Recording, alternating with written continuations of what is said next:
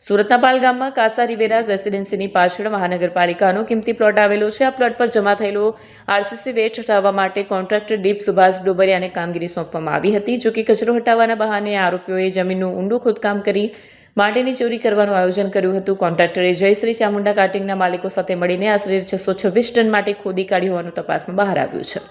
આ સમગ્ર કૌભાંડનો પર્દાફાશ ત્યારે થયો જ્યારે પાલિકાના આસિસ્ટન્ટ એન્જિનિયર સિદ્ધરાજસિંહ ભાભોરને ડેપ્યુટી એન્જિનિયર દ્વારા શંકાસ્પદ ખોદકામની જાણ કરવામાં આવી.